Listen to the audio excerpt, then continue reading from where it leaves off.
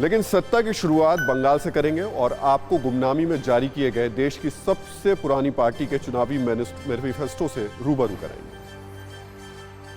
हम सत्ता शो की शुरुआत करें उससे पहले हमारा आज का सवाल ध्यान से सुनिए। आज का सवाल है, बंगाल चुनाव से दूर राहुल क्या देश में मोदी का विकल्प बन सकते हैं?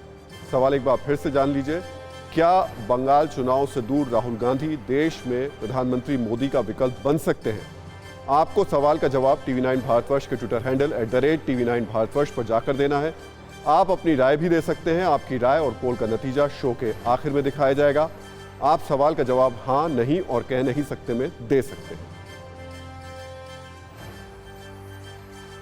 तो चुनाव जीतने के लिए पार्टियां अपने घोषणा पत्र का जोर शोर से प्रचार करती हैं। घोषणा पत्र में पार्टियां लुभाने वाले वादे करती हैं और इन वादों का प्रचार कर वोटरों को अपने साथ जोड़ने की कोशिश करती हैं।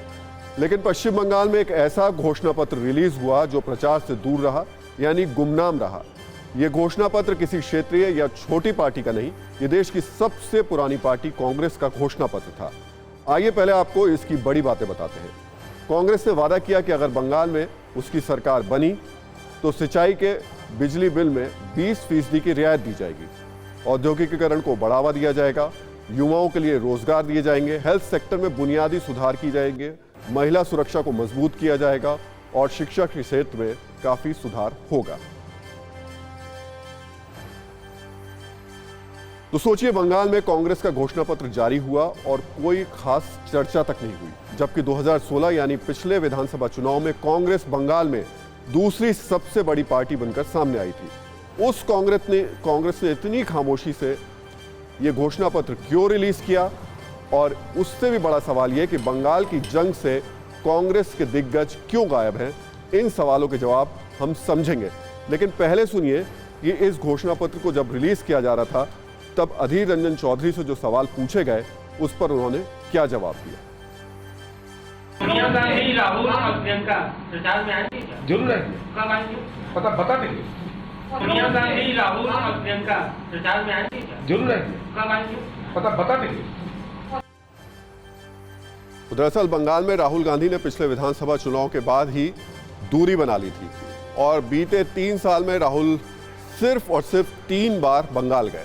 हम आपको एक ग्राफिक्स के जरिए दिखाते हैं कि राहुल गांधी कब कब बंगाल गए हैं और इसके जरा आप समझिए कि क्यों आखिर उन्होंने इसकी दूरी बनाई। 2016, 2019 और 2019, मतलब मान के चले तो 28 अप्रैल, 23 मार्च और 8 मई, ये 3 तारीखें दिखती हैं जो 2016 से लेकर 2019 के बीच की हैं। राहुल गांधी सिर्फ 3 बार इन सालों में बंगाल पहुंचे। इसके अलावा बंगाल से उन्होंने दूरी बना के रखी। राहुल गांधी को कांग्रेस देश में पीएम मोदी का विकल्प बताती है।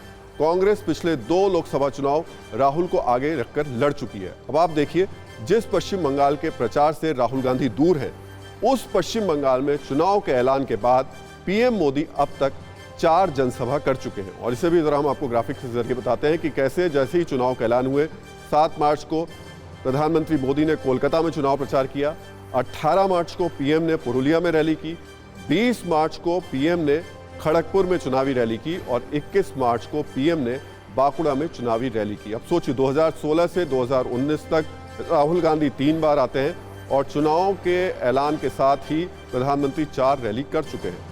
सिर्फ राहुल गांधी नहीं बल्कि कांग्रेस के दूसरे स्टार प्रचारक भी पश्चिम बंगाल से दूर हैं। पहले चरण के लिए कांग्रेस ने 30 बड़े नेताओं को स्टार प्रचारक बनाया था। उनमें 5 नेताओं के बारे में आपको जानकारी देते हैं। सोनिया गांधी, कोई रैली नहीं की उन्होंने अभी तक। डॉक्टर मनमोहन सिंह, वो भी वहां नहीं गए। प्रियंका गांधी नहीं गई हैं। कैप्टन अमरिंदर सिंह, उन्होंने भी अभी तक कोई रैली नहीं की है। तो ये स्टार प्रचारक हैं कांग्रेस के, जिनकी उम्मीद लगाकर वहां के उम्मीदवार बैठे हुए हैं कि अगर वो आते हैं तो इसका फर्क इलेक्शंस पे पड़ सकता है। लेकिन इसके बावजूद इनमें से कोई भी ऐसा नेता अभी तक वहां नहीं पहुंचा है। और अब आप समझिए कि सिर्फ और सिर्फ कुछ दिन बचे हैं, गिनती के 3 दिन बचे हैं पहले चरण के मतदान के लिए।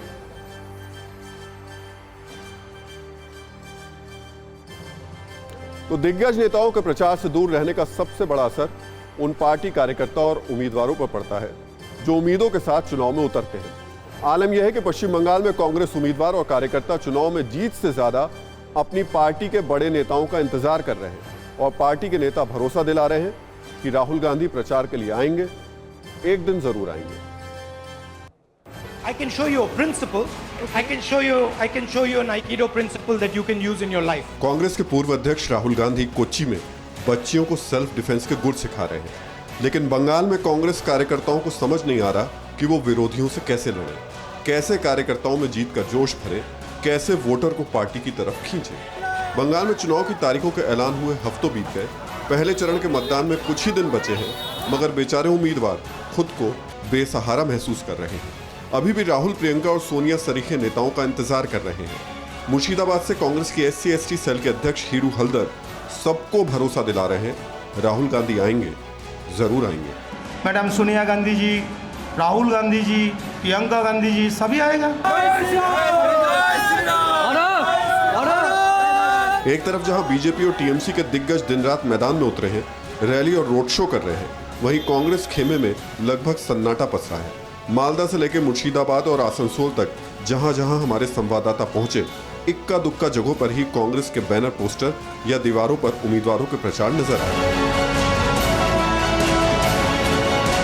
राहुल गांधी समेत कांग्रेस के तमाम बड़े नेताओं ने बंगाल के बैटल ग्राउंड से दूरी बना रखी है। हालांकि कार्यकर्ताओं को उम्मीद है कि वोटिंग शुरू होने के बाद भी दिग्गजों की रैली बड़ा उलटफेर कर देगी। लेट होते, लेकिन ये मतलब नहीं कि लेट होने के नाते कोई नेशनल लीडर यहाँ पर आएगा नहीं। कहने को तो बंगाल कांग्रेस के प्रभारी अधीर रंजन पूरी जोर आजमाइश कर रहे हैं। लेफ्ट और छोटे छोटे सहयोगी दलों के साथ छोटे छोटे मंच सजा रहे हैं, लेकिन कई मंच ऐसे भी हैं जिस पर वो अपने सहयोगियों के साथ तालमेल नहीं बैठा पा रहे हैं।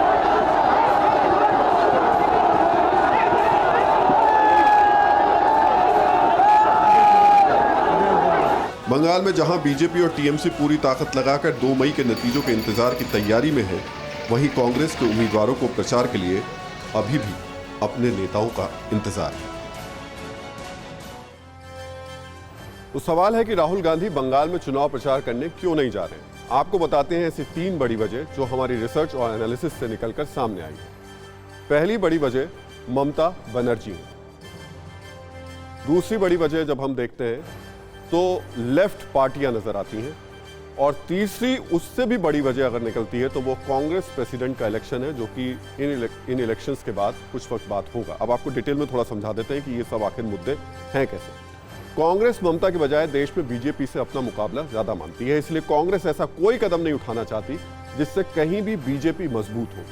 कांग्रेस नेताओं को लगता है कि अगर बंगाल में चुनाव पूरी ताकत से लड़े तो उसका नुकसान ममता बनर्जी और फायदा बीजेपी को मिलेगा। दूसरा, केरल में कांग्रेस लेफ्ट सरकार के खिलाफ लड़ रही है, बंगाल में कांग्रेस लेफ्ट के साथ मिलकर चुनाव लड़ रही है। राहुल को डर है कि अगर उन्होंने बंगाल में लेफ्ट के साथ मंच शेयर किया तो उसका नुकसान केरल में होगा। ये दोनों बातें जो हमने आपको बताई वो एक तरीके से एनालिसिस में है, आप शायद उसके बारे में जानते भी होंगे, लेकिन ये तीसरी वजह जो हम आपको बता रहे हैं यकीनन वो आपके लिए नई जानकारी होगी। दरअसल आने वाले चंद दिनों में कांग्रेस के नए अध्यक्ष की ताजपोशी होनी है। करीब करीब ये तय माना जा रहा है कि राहुल गांधी फिर से कांग्रेस के अध्यक्ष बनेंगे। ऐसे में कांग्रेस नेताओं को डर है कि अगर राहुल ने बंगाल में जोरदार प्रचार किया और कांग्रेस की हार हुई तो पार्टी में उनका विरोध बढ़ेगा। हाल ही में कांग्रेस के कई दिग्गज नेताओं ने बगावती सुर अख्तियार किए थे। अब किसी भी तरह बगावत को रोकने के लिए कांग्रेस पहले से ही सावधानी बरत रही है। तो आंकड़ों से साफ है कि पश्चिम बंगाल में कांग्रेस का वजूद अभी बरकरार है। कांग्रेस के साथ 5% से ज्यादा मतदाता जुड़े हुए हैं। ऐसे में कांग्रेस का कंफ्यूजन सवाल खड़े करता है। सवाल इसलिए क्योंकि समर्थक पार्टियों को इसके लिए वोट करते हैं, उन्हें उम्मीद करते हैं कि पार्टी सत्ता में पहुंचेगी। अगर कोई पार्टी किसी दूसरी पार्टी का समर्थन करती है तो वो चुनाव से पहले इसका ऐलान क्यों नहीं करती? क्या इस गुपचुप राजनीतिक समझौते से मतदाता के फैसले के साथ छल नहीं होता? ये सवाल बड़े हैं। जहां चंद वोटों से किस्मत का फैसला होता है, वहां ऐसा समझौता जनमत को क्या प्रभावित नहीं करता? कई बार ऐसे मुकाबले में किसी पार्टी को बहुमत नहीं मिलता और गठबंधन की सरकारें फिर बनती है। गठबंधन की सरकार कई बड़े और अहम फैसले करने से बचती है। इससे विकास के काम में भी असर पड़ता है। गठबंधन टूटने से चुनाव होते हैं और इससे जनता का पैसा बर्बाद होता है। तो ऐसा कहा जा रहा है कि राहुल गांधी 6 अप्रैल के बाद पश्चिम बंगाल में चुनाव प्रचार करने जा सकते हैं। केरल में मतदान खत्म होने के बाद राहुल पश्चिम बंगाल में चुनाव प्रचार करने जा सकते हैं। 6 अप्रैल तक पश्चिम बंगाल में 3 चरण का मतदान खत्म हो चुका होगा। यानी पश्चिम बंगाल की 91 विधानसभा सीटों पर वोटिंग हो चुकी होगी। तो बदलते वक्त और बदलते सियासी समीकरण के साथ साथ कांग्रेस की राजनीति भी बदली है। कभी विरोध करने वालों का समर्थन किया, कभी समर्थन करने वालों के विरोध में चुनावी मैदान में उतरी।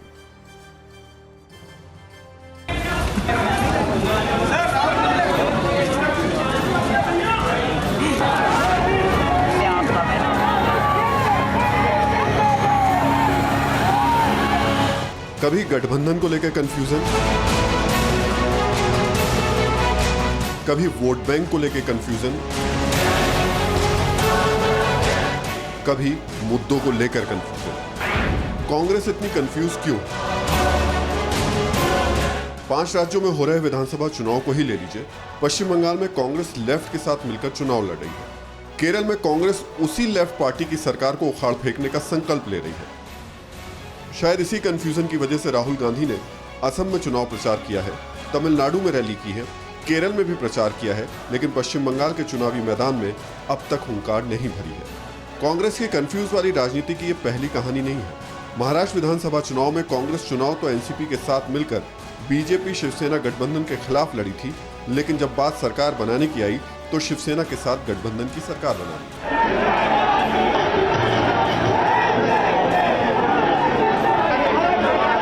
2017 के उत्तर प्रदेश विधानसभा चुनाव में भी कांग्रेस ने कुछ ऐसा ही किया। कांग्रेस और समाजवादी पार्टी ने मिलकर बीजेपी को टक्कर देने का प्रण लिया। राहुल गांधी और अखिलेश यादव एक मंच पर एक साथ नजर आए, लेकिन चुनावी नतीजों के बाद कांग्रेस के सियासी साथी फिर बदल गए। सिर्फ 2 साल बाद 2019 के लोकसभा चुनाव में कांग्रेस और समाजवादी पार्टी के सुर अलग अलग हो गए। कर्नाटक में भी कांग्रेस ने जेडीएस के खिलाफ चुनाव लड़ा और आखिर में अपने से कम सीट होने के बाद भी जेडीएस के कुमारस्वामी को सीएम बनाया। सत्ता के खिलाफ संघर्ष का जज्बा इतिहास से आया। भगत सिंह ने अंग्रेजी राज में सरकार से टकराने का जज्बा दिखाया था, लेकिन उनका जज्बा आज के राजनीतिक कार्यकर्ताओं से बिल्कुल अलग था।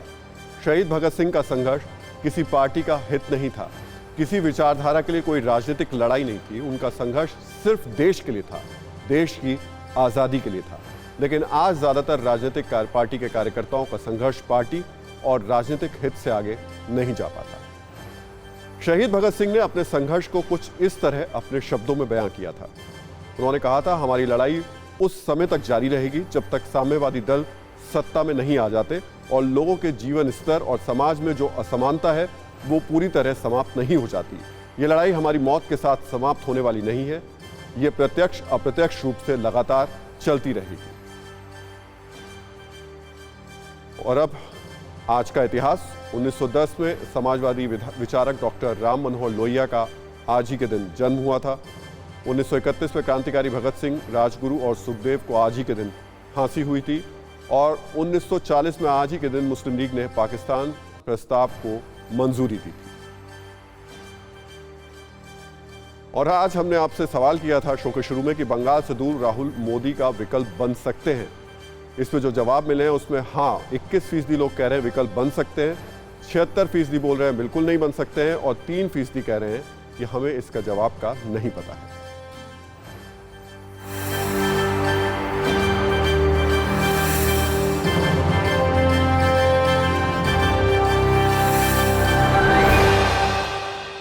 फिक्र आपकी, सोमवार से शुक्रवार रात 9 बजे सिर्फ TV9 भारतवर्ष पर।